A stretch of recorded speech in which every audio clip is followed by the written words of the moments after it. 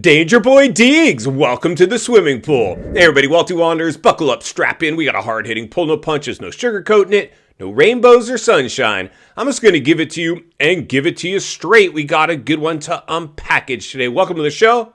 I hope everybody's doing great. So Danger Boy Deegs, let's hop back on the Moto merry-go-round. Around and around we go as we examine the good, the bad, and maybe just a little bit of the ugly. No, Walty, not the ugly. Only talk about rainbows and sunshine. No. Somebody's got to read between the lines and look between the ruts. We got some ruts developing between Danger Boy Deegs and JuJu Beaumare. Now, listen, for me personally, this is really like JuJu. I like the fact that he is willing to go basically toe-to-toe with Deegs, but I believe he's in fact outgunned. You know, we're going to ask this on the community page of the channel. So if you're new, get subscribed, bring your open face and some tear-offs, and participate in some of the polling, and leave a comment where the roost tends to fly. And we'll reveal some of that polling, whether this video or in the future. But the reality is this.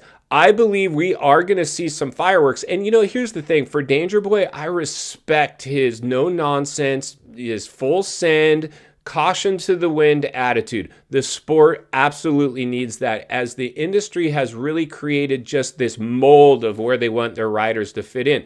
And that's why I respect the Deegs. And I always go back to one of the things that Bubba said when he was in the booth, which is where he belongs, full time, in my opinion. I don't know why the industry has not. I don't think Bubba really wants to be in the booth full time. I know he probably likes it at some level, but he doesn't look totally comfortable in the booth. But I love the fact that he's authentic. You know, his authenticity is really high. Where Ricky just doesn't have much of a personality to bring. He's bringing what he got and what he has, and he just doesn't have a lot. So I don't know, like anything else, you know, when Ralph and Jeff came into the booth, most of us put them through their hazing as well.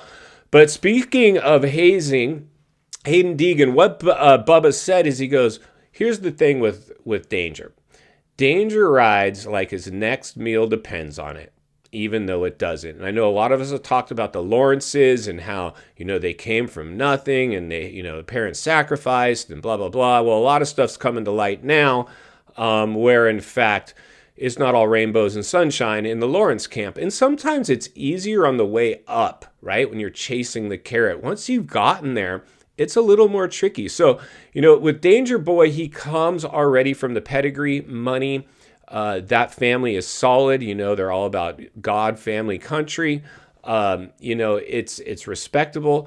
But, you know, this little bout that Danger had with his arrest has really opened the door. And I think that's where JuJu, apparently JuJu says that Danger Boy had been messaging him, kind of like poking him a little bit, right? Because that's what Danger wants to do. He wants to get into the competition's head. Plus, it's just who he is. And even if JuJu wasn't a threat to him on the track, if JuJu or anybody else gives Danger Boy a little blowback, Danger's, I don't care if it's a last place rider or a podium guy, Danger's going to give it back too.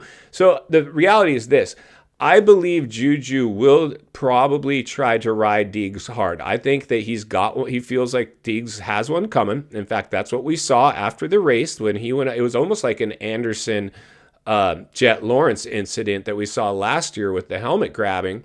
Not quite as gnarly, but pretty close. I would say it was definitely heated. And I believe that JuJu will be looking for Danger on the track. I just don't know if he has the weight, the mass to move Danger out of the way. I think he's going to, but at this point, I think he's going to try. I don't necessarily think he's going to go hunt him down and just T-bone him and throw caution to the wind, but it wouldn't surprise me. But I think if the opportunity is there, he's going to do his best. This thing is not over yet. I wouldn't be surprised if right now Danger Boy isn't texting JuJu, probably, you know, giving him some blowback, you know, because, you know, the reality is this, you know, Danger with his arrest, his address apparently got posted in that mugshot, and, you know, JuJu let him know. He's like, dude, your address is out there, dog. Like, you know, you should probably mellow out. And Danger's like, dude, I'm full send Danger Boy Deegs. You can't tell me what to do. You know, who knows? But the reality is this is heating up pretty good. You know, last weekend we saw El Hombre pull out of the race, and I still haven't heard exactly why. I hope everything's cool with El Hombre because he's a fan of the show, and I'm just a fan of him. I'm a fan of anybody that's a veteran in the sport and that's keeping it real, and that's El Hombre. But, you know, I thought that El Hombre may, in fact, have something for Chase if the door opened up. Now, I don't believe Anderson would be as motivated as JuJu to take out Chase as JuJu is to take out Danger Boy, but it wouldn't surprise me if, in fact, at some point, if and when El Hombre gets back on the track, he doesn't have something waiting for those guys, because that's the stuff you remember. And the reality is this: you might have squashed your beef. In fact, that's what JuJu said. He said that the industry came to him and said, you guys need to squash this beef. You know, the reality is this. We've talked about this a million times. This sport is blood sport, gladiator game stuff.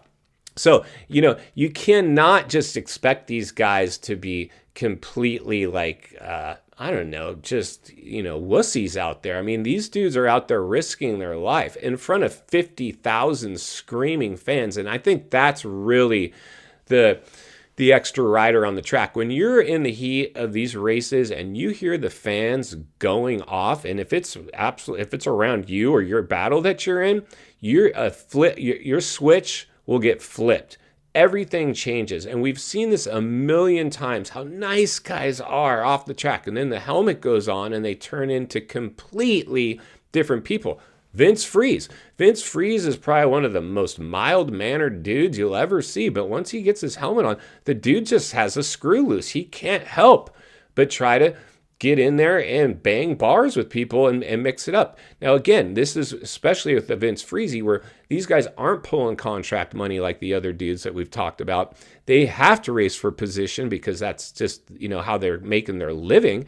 And so there's way more urgency on that. In fact, I wish Vince Freezy was still out there, because love him or hate him, he was actually good for the sport. And final thoughts. I come to you as a friend, as a content creator, as a moto guy that wants to see you not only win on the track, off the track. Understand the waters you're swimming in now, they're shark infested. Danger Boy, welcome back to the swimming pool. Dude, you were never out. You've been in the swimming pool since day one. You've had a really colorful career, to say the least. And personally, I'm pumped that we've got to witness this. This is I think almost a changing of the guard, a unique time in moto history, with industry changing to these new formats. Clearly, their marketing has been targeted around the Wonder Boy as being the face of the sport. That didn't pan out. They'd love to look to Danger Boy to do that, but because he ain't going to play by the rules, I think they have their hands tied just a little bit. Like I said, if you're new, get subscribed, jump over to the community page. We got some great polling for you guys to participate in. In the meantime, Walty will be here to blow the lid off it every step of the way. Because it's not only what we need, it's in fact what we deserve. If you appreciate the content, I want to humbly ask you to give the video a like, subscribe to the channel, leave a comment below. I'd love to hear from you. Social media links in the description of this video if you'd like to follow me there, along with links to channels I've appeared on I think you might enjoy. If you enjoyed this video, you're gonna love the next video, and there's an easy subscribe icon for your convenience. As always, thank you for your time. Don't go over the bars. God bless, and I'll see you on the next video.